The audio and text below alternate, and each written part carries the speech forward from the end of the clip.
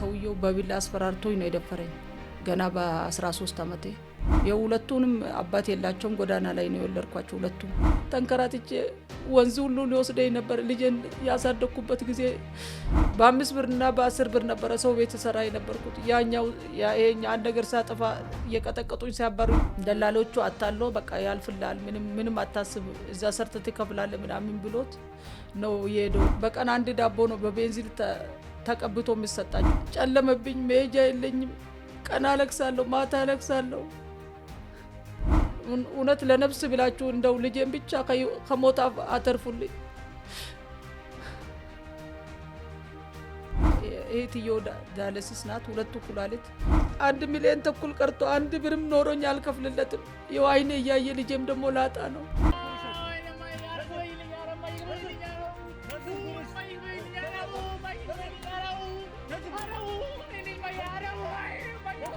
ወዴት ሄዳለሁ? እቺም ልጄ ናት፣ ያም ደግሞ ልጄ ነው። የወጣበት አንጀት ነው። በቃ ለነሱ ብዬ ጎዳና ህይወት ላይ እውነቴን ነው አንድ እንጀራ ትራፊ እየወሰድኩ ተመላሽ። ይሄን ንግግሬን እስቲ አገናዝባችሁ።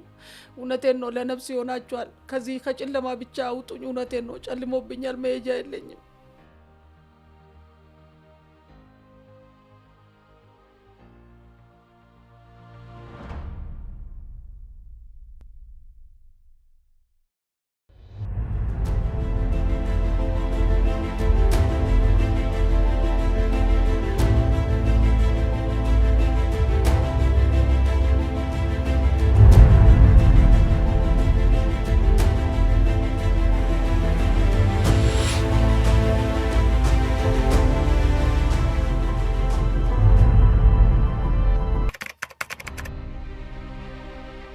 እኔ መዲና አመድ ነኝ እና ሀረር ነው የተወለድኩት እና የተወለድኩበት ከተማ ቦተር ትባላለች።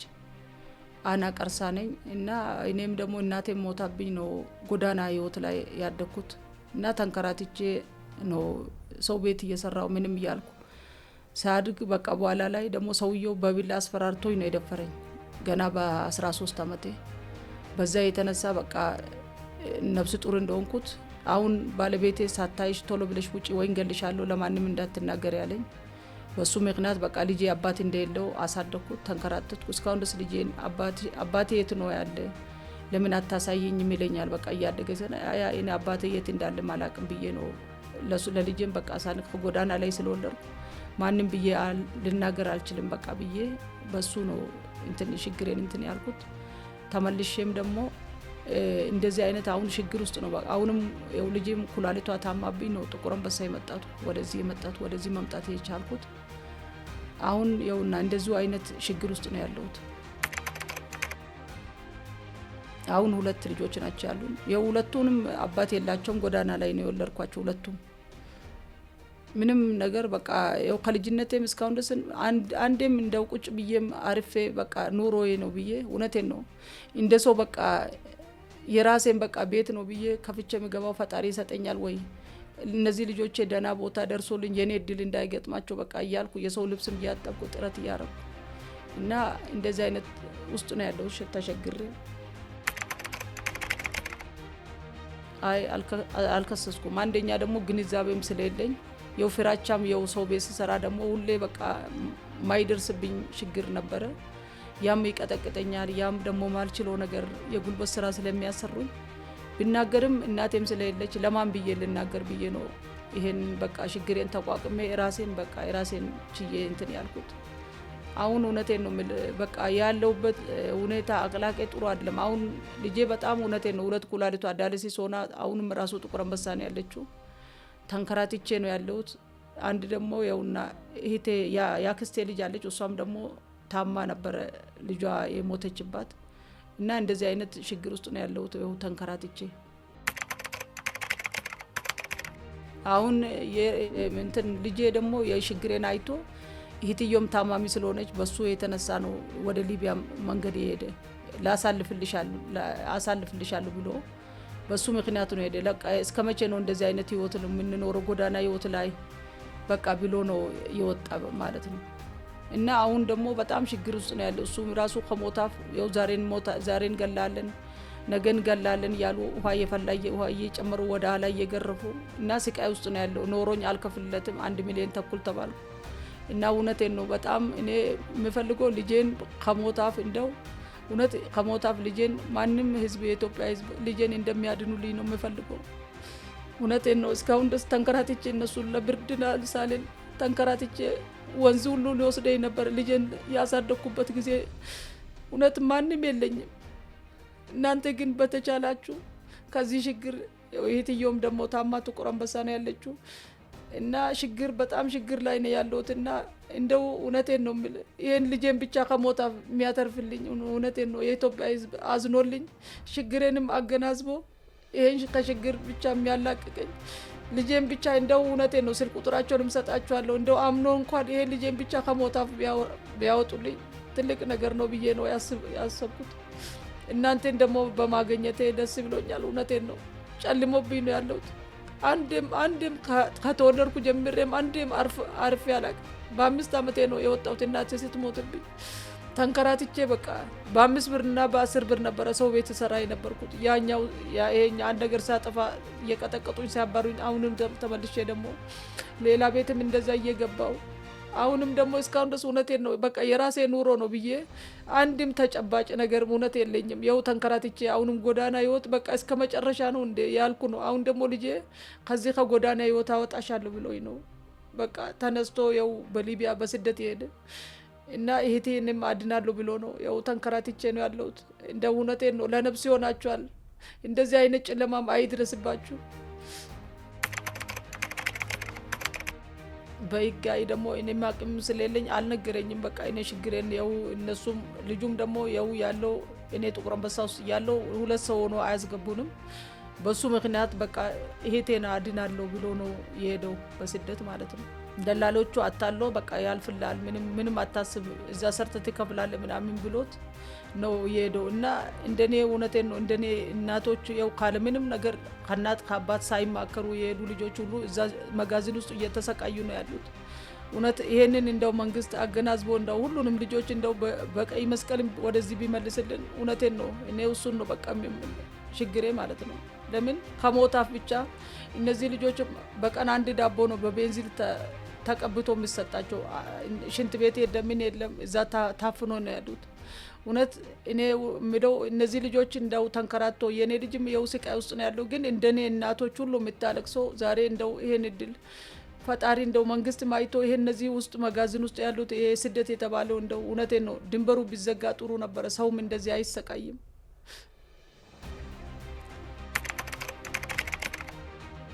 ያው ብር ክፈይ ወይን ካልሆነ ልጅሽን እንገለዋለን። እኔ ደግሞ ምንም አቅም የለኝም። እህትዮም ታማ ጥቁር አንበሳ ነው ያለችው። እኔ እውነቴን ነው ጎዳና ህይወትና ነው ብዬ ነው የምበላ ቡሌ ራሱ አንስቼ ማሳያችሁ። የምበላ ፍርፋሬ እስካሁን ድረስ አንድ ደና ትኩስ ምግብ በልቼ አላቅም። ያው ከሰው የተመለሰውን እሱን አፈርፍሬ ነው ምን በላ። ያው የቀጠቀጡ ልጁን ያሳዩ ነው ምልኩልኝ አለ ቪዲዮ አሁን ራሱ አለ። እንደዚህ አይነት ውስጥ ነው ችግር ውስጥ ነው ያለሁት።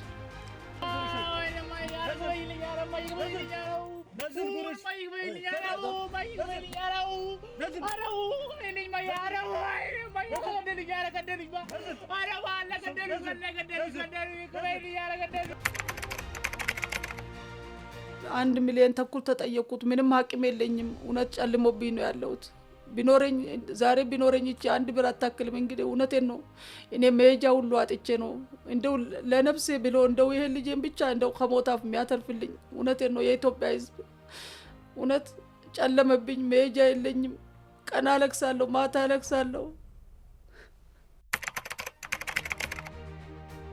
አይ አመልክቼ ነበረ።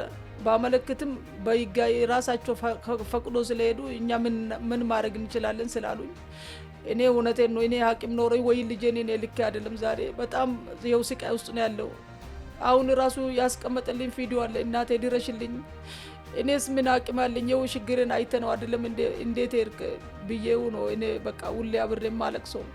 ድምጽ ሁሉ ምልክት ሁሉ እያስቀመጠ ሲደበድቡት ውሃ እየፈላ ውሃ ሁሉ እየጨመሩ ወደ ኋላ እየገረፉ በሸንሸለት እንደዛ ነው የሚገርፉት። በቃ ሽጉጥ ራሳቸው ላይ እየደቀኑ እና ተመልሶ ደግሞ የውና 1 ሚሊዮን ተኩል ተባልኩት። በቃ ያው 24 ሰዓት ሙሉ ነው የሚቀጠቅጡት። ምንም ያው እንደዚህ አይነት ቪዲዮ ራሱ እናንተ ማሳየት ይችላል። አሁን ራሱ ማለት ነው ስቃይ ውስጥ ነው ያለሁት። እውነት ለነፍስ ብላችሁ እንደው ልጄን ብቻ ከሞት አተርፉልኝ። ጨልሞብኛል፣ አይጨልምባቸው። እውነቴን ነው። ጨምሮ ጤናችሁን ይስጣችሁ። እንደው የመንግስት አካልም ካለ በቀይ መስቀልም ልጄን እንደው በቻለው እንደው ወደዚህም ቢያመጣልኝ ትልቅ ነገር ነው። እንደኔ እናቶች የምትሰቃይ እናቶች፣ የምታለቅስ እናቶች ሁሉ እውነቴን ነው የመንግስት አካል ራሱ በቀይ መስቀል እነዚህ ሁሉ ልጆች እንደው መጋዘን ውስጥ ነው። አሁን ወደ ሊቢያም አልገቡም። መንገድ ድንበር ላይ ነው። ሳራ ባራ የምትባል አገር ናት ያሉት እና እንዴት እንዳሉት እንዴት ቀንና ማታ እንዴት እንደሚቀጠቀጡ ቢታዩት እውነቴን ነው ይዘገንናቸዋል።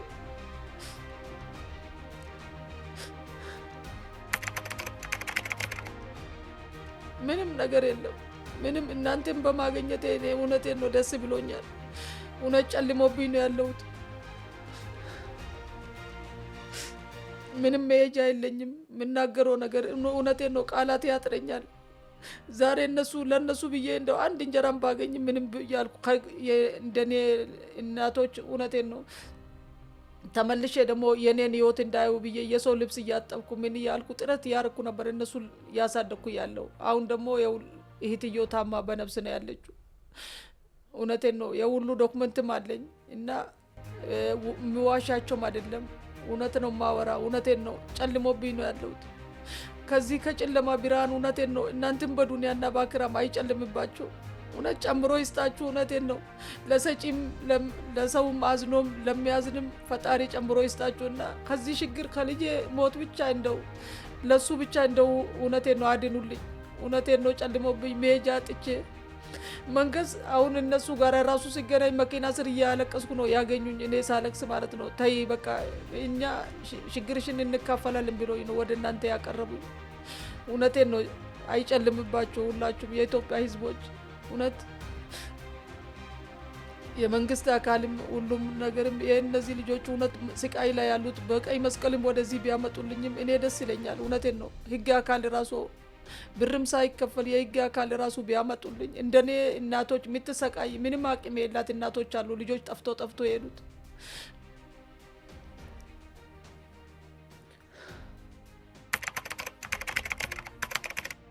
እህትዮ ዳያሊሲስ ናት። ሁለቱ ኩላሊት በሷ የተነሳ ነው ተነስቶ በቃ ችግራችሁን እካፈላችኋለሁ እኔ ያለሁልሽ ብሎ ነው በዛ ምክንያት ይሄደ።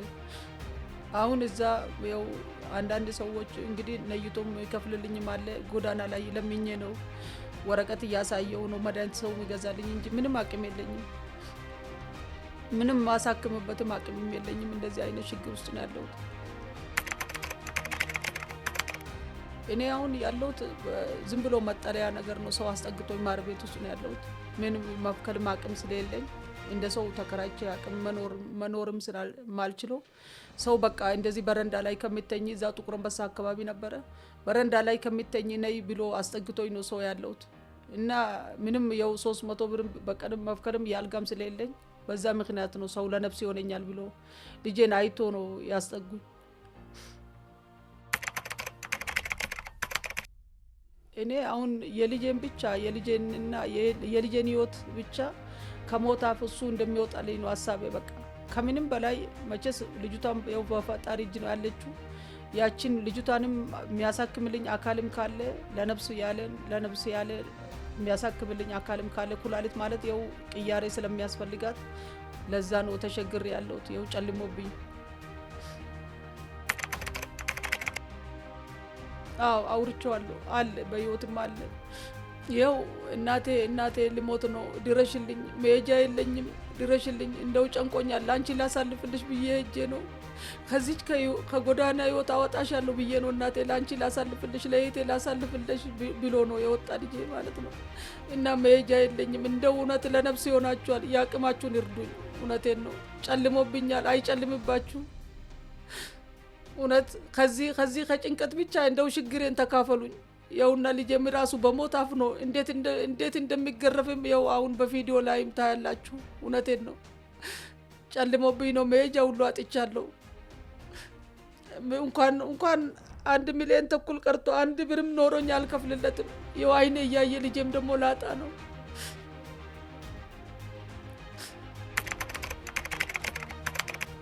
እኔ የኢትዮጵያ ህዝቦች እንደ እውነት ሁላችሁም ጨምሮ ይስጣችሁ። የመንግስት አካልም ከምንም በላይ እኔ ልጄንም እንደኔ እናቶች የሚታለቅሱ እዛ መጋዘን ውስጥ ልጆቹ ይሰቃዩ ያለን እንደው ካለ ብርም ካለ ምንም እንደው እውነቴን ነው ያ ልጄን ብቻ ሁላችሁም እንደኔ እናቶች የሚያለቅሱ ልጆቹ በንበር እዛ ሳራ በሪያ የሚባላል እንደው የመንግስት አካል እንደው ልጆቻችን ሁሉንም ቢያመጡልኝ ከልጄ ጭምር እሱን ነው በቃ እኔን ያይ በቃ ለምን እዛ ተመልሶ ደግሞ ለሌላ ዜጋ ስለሚሸጥ ለልጆቹ ኩላሊታቸውን ያው በኩላሊት ነው እንሸጣለን ብሎ ሁሌ ውሃ የፈላ ውሃ እየጨመሩ ወደ ኋላ እየገረፉ ስለሆነ እሱን ነው መልእክት የማስተላልፈው። እንደው በተቻለ እንደው ልጄን እንደው በነፍስ እንደው የሚያወጣልኝ ሰው ባገኘሁት ለዛ ነው ተሸግሬ ያለሁት። ያው ልጅቷም ታማ ሁሉ ነገር ዶክመንትም አለኝ ያው ማየት ትችላላችሁ፣ አሳያችኋለሁ። ጨልሞብኝ ነው ያለ እና ችግር ውስጥ ነው ያለው። ከዚህ ችግር ብቻ እንደው የኢትዮጵያ ህዝቦች እንደው እውነት ችግርን አይታችሁ እህት ያላችሁ ወንድም ያላችሁ ሁላችሁም እውነቴን ነው ከዚህ ጭንቀቴን ይሄን ጭንቀቴን ብቻ እንደምትካፈሉኝ ነው የምፈልገው። ከምንም በላይ ሁላችሁም አመሰግናለሁ። ያው ሙስሊም የሆናችሁም ሰላም አለይኩም፣ ቤተክርስቲያን ሁላችሁም እድሜና ጤና ይስጣችሁ። እውነቴን ነው ከዚህ ከጨለማ አውጡኝ። እውነቴን ነው ጨልሞብኝ ነው ያለብኝን እውነት ጥቁር አንበሳ ራሱ ሄዳችሁ መጠየቅ ትችላላችሁ። ያለብኝን ሁሉ ውሸቴም አይደለም ዶክመንትን ሁሉ ነገር እጄ ላይ አለ። ጨልሞብኝ መሄጃ ሁሉ አጥቼ ነው ምንም ግራ ገብቶኝ ነው ያለሁት። ወዴት ሄዳለሁ? እቺም ልጄ ናት፣ ያም ደግሞ ልጄ ነው። የወጣበት አንጀት ነው በቃ ለነሱ ብዬ ጎዳና ህይወት ላይ እውነቴን ነው አንድ እንጀራ ትራፊ እየወሰድኩ ተመላሽ እንደዚህ ተንከራትቼ ነው እነዚህ ልጆችን ያሳደኩ። ማንም ዘመድ የለኝም። እውነቴን ነው እድሜው 40 ዓመት ይሆነኛል እነዚህ ልጆች ለማሳደግ ብዬ ነው ተንከራትቼ። መሄጃ የለኝም፣ ዘመድ የለኝም።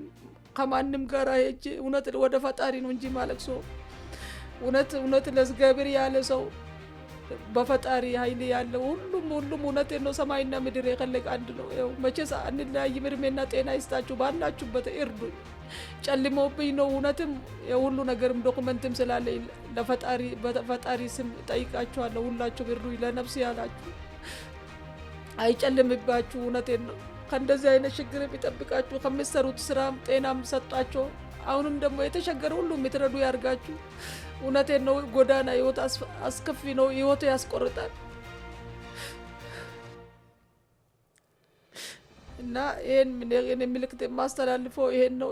ያቅማችሁን የቻላችሁን እርዱኝ። ለነፍስ ይሆናችኋል። እውነቴን ነው። እድሜና ጤና ይስጣችሁ፣ ባላችሁበት አይሸግራችሁ። 09 12 45 56 87 ሁላችሁም እስቲ እድሜና ጤና ይስጣችሁ። ይሄን ንግግሬን እስቲ አገናዝባችሁ እውነቴን ነው ለነፍስ ይሆናችኋል። ከዚህ ከጨለማ ብቻ አውጡኝ። እውነቴን ነው ጨልሞብኛል፣ መሄጃ የለኝም።